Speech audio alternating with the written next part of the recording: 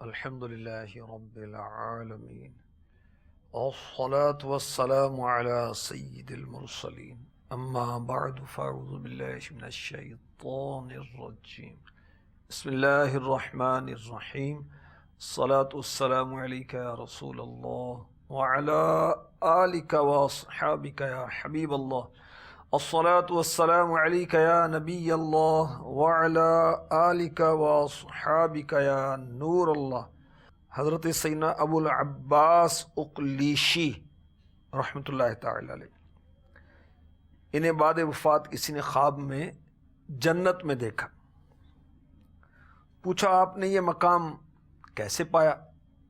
جواب دیا اپنی کتاب الاربعین میں کثرت سے درود شریف لکھنے کی وجہ سے۔ سبحان اللہ، صلو علی الحبیب صلی اللہ تعالی علی محمد وعلی آلہ وصحبہ وبارک وسلم۔ پنجتن پاک کا ذکر خیر، فضائل و مناقب بیان ہو رہے ہیں۔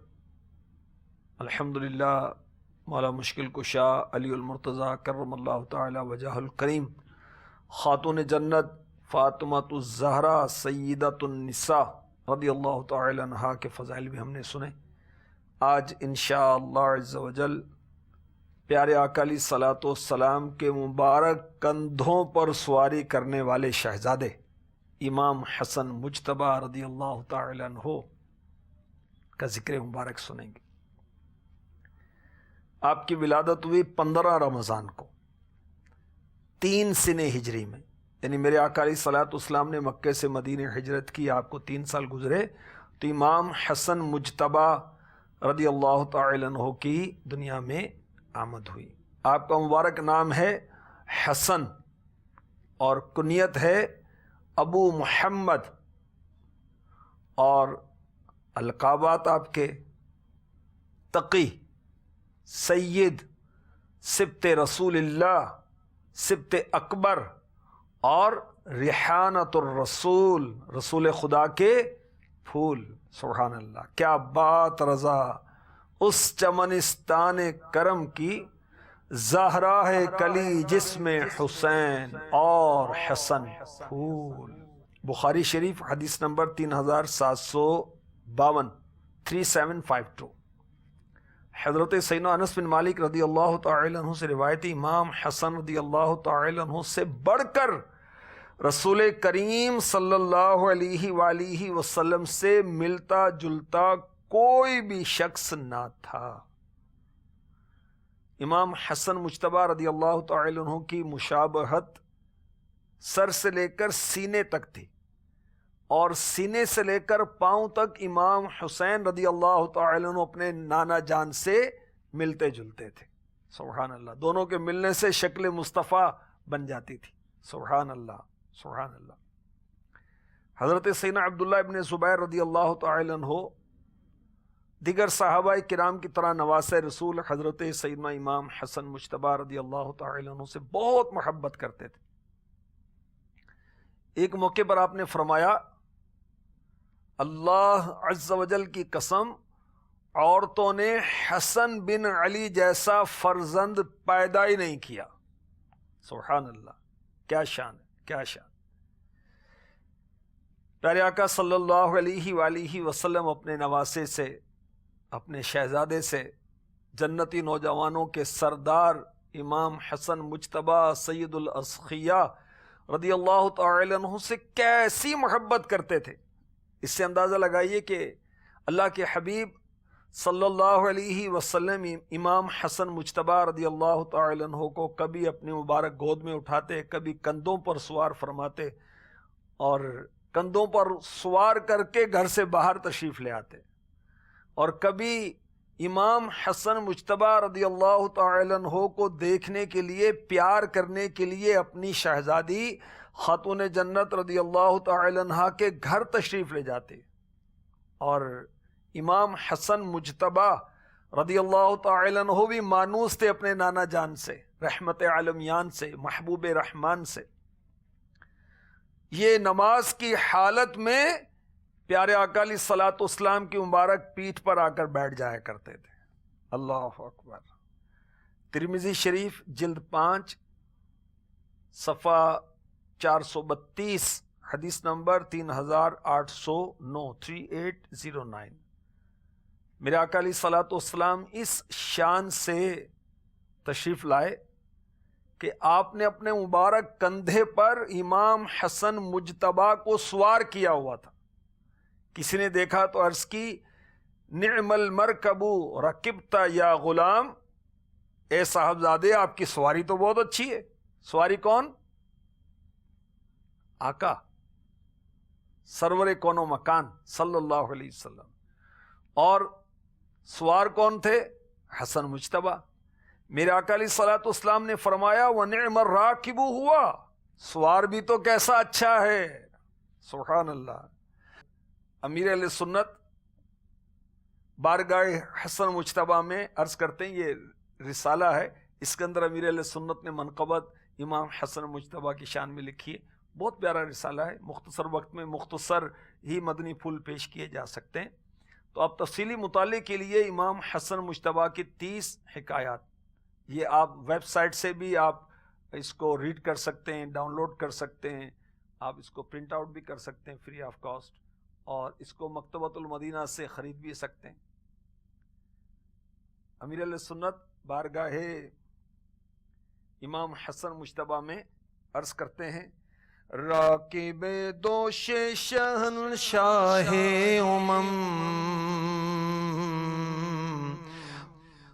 یا حسن ابن علی کر دو کرم، اپنے نانا کی محبت دیجئے یا امام، اپنے نانا کی محبت دیجئے اور عطا ہو قلب مضطر چشم نم، یا حسن ابن علی کر دو کرم، اے شہید کربلا کے بھائی جان، اے شہید کربلا کے بھائی جان، اے شہید کربلا کے بھائی جان یا امام، اے شہید کربلا کے بھائی جان، دور ہو عطار کے رنج و الم، دور ہو عطار کے رنج و الم، راکب دوش شاہ راکب دوش شاہ یا حسن ابن علی کر دو کرم، یا حسن ابن علی کر دو کرم۔ صلو علی الحبیب صلی اللہ تعالی علی محمد وعلی آلہ وصحبہ وبارک وسلم۔ امام حسن مجتبی راکب دوش مصطفیٰ سید الاسخیہ، مولا مشکل کشا کے دل ربا، خاتون جنت کے دل ربا، امام حسن مجتبی رضی اللہ تعالی عنہ کی تربیت کس نے کی؟ ان کے نانا جان نے۔ سبحان اللہ، کیسی تربیت کی، اس کی ایک جھلک ملاحظہ فرمائیے۔ اللہ ہمیں بھی توفیق دے اپنے شاگردوں کی سنتوں کے مطابق تربیت کریں، شریعت اسلامیہ کے مطابق تربیت کریں، اپنے ماتحتوں کی سنت و شریعت کے مطابق تربیت کریں، اپنی اولاد کی سنت کے مطابق تربیت کریں، اپنے اسٹوڈنٹس کی سنت کے مطابق اسلامی تعلیمات کے مطابق تربیت کریں، اپنے چھوٹے بھائیوں کی چھوٹی بہنوں کی اسلامی اصولوں کے مطابق تربیت کریں۔ تابعی بزرگ ہیں حضرت سیدنا ابو الحوراء رحمۃ اللہ تعالی علیہ، فرماتے ہیں میں نے امام حسن مجتبی رضی اللہ تعالی عنہ سے پوچھا آپ کو رسول اللہ صلی اللہ علیہ وسلم سے سنی ہوئی کوئی حدیث یاد ہے؟ فرمایا یہ حدیث یاد ہے، بچپن میں نے ایک مرتبہ صدقے کی کھجوروں میں سے، زکوٰۃ کی کھجوروں میں سے ایک کھجور اٹھا کر منہ میں ڈال لی، تو نانا جان رحمت عالمیان محبوب رحمان صلی اللہ علیہ وسلم نے میرے منہ سے وہ کھجور نکال لی اور صدقے کی کھجوروں میں واپس رکھ دی. عرض کی گئی یا رسول اللہ صلی اللہ تعالی علیہ وسلم اگر ایک کھجور انہوں نے اٹھا لی تو اس میں کیا حرج ہے؟ پیارے آقا مکی مدنی مصطفیٰ صلی اللہ علیہ وسلم نے ارشاد فرمایا ہم آل محمد کے لیے صدقے کا مال حلال نہیں.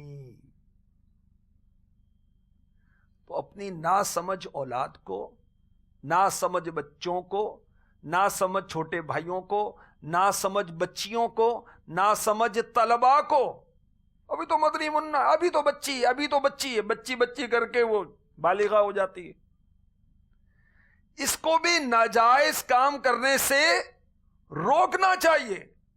میرے آقا کے شہزادے، جنتی جوانوں کے سردار، خاتون جنت کے فرزند ارجمن ابھی ننھے سے تو ہیں، کم سن تو ہیں، کم عمر ہیں، بہت چھوٹی ایج ہے، مگر ان کے نانا جان محبوب رحمان صلی اللہ علیہ وسلم انہیں زکوٰۃ کا چھہارا نہیں کھانے دیتے. تو اپنے نواسے کی تربیت کی تو بچوں کی تربیت کریں، ورنہ ابھی تو بچہ ہے، ابھی تو بچی ہے، تو پھر بڑے ہو جائیں گے تو پھر پتہ چلے گا بچے ہیں یا بڑے ہیں. تو ابھی سے تربیت کریں. میرے نبی، پیارے نبی، سونے نبی، اچھے نبی صلی اللہ علیہ وسلم نے فرمایا اپنی اولاد کے ساتھ حسن سلوک کرو اور انہیں اچھا ادب سکھاؤ. اسلامک مینرز ان کو سکھانے چاہیے. گھر میں آنے جانے کے آداب کیا ہیں، استنجا وضو کے آداب و طریقہ کیا ہیں، طہارت کے مسائل کیا ہیں، نماز کس طرح پڑھنی ہے، دعائے قنوت یاد ہے آپ کی اولاد کو، آیت الکرسی یاد ہے آپ کی اولاد کو. آپ کی اولاد کو اہل بیت اطہار کے بارے میں معلومات ہیں. ہم حسینی ہیں. ہم کس طرح حسینی ہیں بھائی؟ ہم امام حسین کو ماننے والے، ان کے غلام ہیں، ان کے غلاموں کے غلاموں کے غلاموں کے غلام ہیں، اس لیے ہم حسینی ہیں. کیا آپ کی اولاد کو پتہ ہے یزید پلید وہ بدبخت انسان کون تھا؟ اس بدبخت کے کارنامے کیا تھے؟ کیا آپ کو معلوم ہے امام حسین رضی اللہ تعالیٰ عنہ کی شان و عظمت کیا ہے؟ اپنی اولاد کو بتایا آپ نے؟ امام حسن مجتبیٰ کی شان و شوکت کیا ہے؟ مولا مشکل کشا کی شان و عظمت کیا ہے؟ خاتون جنت کی شان و عظمت کیا ہے؟ تو اولاد کی دینی تربیت کریں. اور یاد رکھیے قیامت کے روز اولاد کے بارے میں پوچھا جائے گا تم نے کیسی تربیت کی، تم نے اسے کیا سکھایا. ٹینسز رٹائے ہم نے تو ایسیز یاد کروائے، ہم نے تو پوئمز اور پوئٹریاں یاد کروائیں. کلمہ بھی یاد کروایا، کوئی قرآن بھی یاد کرایا، اللہ رسول کا نام بھی سکھایا، انبیاء کے نام سکھائے، صحابہ کی محبت سکھائی، اہل بیت اطہار کی محبت سکھائی، اولیاء کی محبت سکھائی، غوث پاک کا نام، سورت سیرت بتائی، غریب نواز کی سورت سیرت کے بارے میں کچھ بتایا، داتا گنج بخش، علی اجویری، علماء اہل سنت، مفتیان اسلام، اعلیٰ حضرت کے شہزادے، ان کے بارے میں بھی کچھ بتایا. دنیا بنانی ہے اپنی اور اپنی اولاد کی، آخرت نہیں بنانی. مرنا نہیں ہے، قبر میں نہیں جانا. کیا قیامت قائم نہیں ہوگی؟ کیا قیامت کے روز اٹھایا نہیں جائے گا؟ کیا اللہ نے جنت اور دوزخ نہیں بنائی؟ یقیناً بنائی ہے. جو اللہ تبارک و تعالیٰ کا بھی انکار کرتا ہے، موت کا انکار نہیں کرتا. مرنا تو پڑے گا. تو آخرت کو یاد کرتے ہوئے اپنی اور اپنی اولاد کی آخرت کی تیاری کرنی چاہیے. صحابہ کرام اہل بیت اطہار سے بڑا پیار کرتے تھے. حضرت ابو ہریرہ رضی اللہ تعالی عنہ وہ خوش بخت اور خوش نصیب صحابی جو سب سے زیادہ حدیثیں روایت کرنے والے ہیں، بارگاہ رسالت میں حاضر رہتے تھے اور احادیث سنتے رہتے تھے. یہ جب امام حسن مجتبیٰ کو دیکھتے تو ان کی آنکھوں سے آنسو جاری ہو جاتے تھے. آقا کی آل سے اتنی محبت کرتے تھے. فرماتے ہیں کہ ایک دن پیارے آقا علیہ الصلوۃ والسلام باہر تشریف لائے، مجھے مسجد میں دیکھا، میرا ہاتھ پکڑا، میں ساتھ چل پڑا. مجھ سے کوئی بات نہیں کی، یہاں تک کہ ہم بازار میں پہنچے. پھر وہاں سے واپس آئے تو اللہ کے محبوب علیہ الصلوۃ والسلام نے فرمایا چھوٹا بچہ کہاں ہے، اسے میرے پاس لاؤ. حضرت ابو ہریرہ رضی اللہ تعالی عنہ فرماتے میں نے دیکھا امام حسن مجتبیٰ رضی اللہ تعالی عنہ آئے اور پیارے آقا علیہ الصلوۃ والسلام کی مبارک گود میں بیٹھ گئے. سبحان اللہ. اور سنیے آقا اپنے شہزادوں سے کتنی محبت کرتے ہیں. آقا علیہ الصلوۃ والسلام نے اپنی مبارک زبان امام حسن مجتبیٰ کے منہ میں ڈال دی. سبحان اللہ. اور 3 بار ارشاد فرمایا اے اللہ یہ مجھے پیارا ہے تو بھی اسے پیارا رکھ، اور جو اس سے محبت کرتا ہے تو اسے بھی پیارا رکھ. یا اللہ میں اسے محبوب رکھتا ہوں تو بھی محبوب رکھ، جو اسے محبوب رکھے تو بھی اسے محبوب رکھ. سبحان اللہ. میرے آقا علیہ الصلوۃ والسلام کی دعائیں مقبول ہیں. اجابت کا صحرا، عنایت کا جوڑا، دلہن بن کے نکلی دعائے محمد. اجابت نے جھک کر گلے سے لگایا بڑی ناز سے جب دعائے محمد صلی اللہ تعالی علیہ وآلہ وسلم. جو میرے آقا علیہ الصلوۃ والسلام کے شہزادے حسن مجتبیٰ رضی اللہ تعالی عنہ سے محبت کرتا ہے، سبحان اللہ، وہ اللہ کے محبوب کا محبوب بن جاتا ہے، وہ اللہ کا محبوب بن جاتا ہے. حسن رضا خان رحمۃ اللہ تعالی نے کتنی محبت بری بات کہی، اللہ کا محبوب بنے جو تمہیں چاہے. اے میرے آقا، اے میرے داتا، اے میرے مولا، اللہ کا محبوب بنے جو تمہیں چاہے، اس کا تو بیان ہی نہیں کچھ تم جسے چاہو. جو اللہ کے محبوب سے محبت کرتا ہے وہ اللہ کا محبوب بن جاتا ہے. اور حسن رضا خان برادر اعلی حضرت فرماتے ہیں کہ آقا میں یہ سوچتا ہوں آپ جس سے محبت کریں گے اس کا مقام کیا ہوگا. امام حسن مجتبیٰ سے میرے آقا محبت کرتے ہیں، ان کی شان کیا ہے، ان کا مقام کیا ہے. سبحان اللہ. حضرت سیدنا براء بن عازب رضی اللہ تعالی عنہ فرماتے ہیں میں نے دیکھا نور کے پیکر نبیوں کے سرور مکہ مدینے کے تاجور صلی اللہ تعالی علیہ وسلم امام حسن مجتبیٰ کو کندھے پر اٹھائے ہوئے ہیں اور اللہ کی بارگاہ میں دعا کر رہے ہیں اللہم انی احبہ فاحبہ. اے اللہ میں اس سے محبت کرتا ہوں تو بھی اس سے محبت فرما. ترمذی شریف حدیث نمبر 3808 3808. سبحان اللہ. کیا شان ہے ہمارے آقا امام حسن مجتبیٰ کی. ابھی امام حسن مجتبیٰ چھوٹے تھے. آقا علیہ الصلوۃ والسلام سجدے میں جاتے، امام حسن مجتبیٰ رضی اللہ تعالی عنہ گردن پر بیٹھ جاتے، پیٹھ مبارک پر بیٹھ جاتے، اور آقا علیہ الصلوۃ والسلام نہایت آرام سے اپنا سر اقدس سجدے سے اٹھاتے، شفقت سے اتارتے. نماز مکمل کی، صحابہ نے عرض کی یا رسول اللہ صلی اللہ تعالی علیہ وسلم اس بچے سے آپ اس انداز سے پیش آتے ہیں، کسی اور سے ایسا سلوک نہیں فرماتے. ارشاد فرمایا یہ دنیا میں میرا پھول ہے. سبحان اللہ سبحان اللہ. ان دو کا صدقہ جن کو کہا میرے پھول ہیں،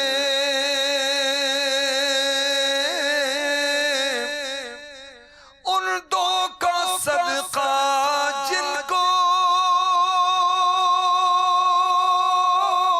کہا میرے پھول ہیں، کیجے رضا کو حشر میں خندہ مثال گل.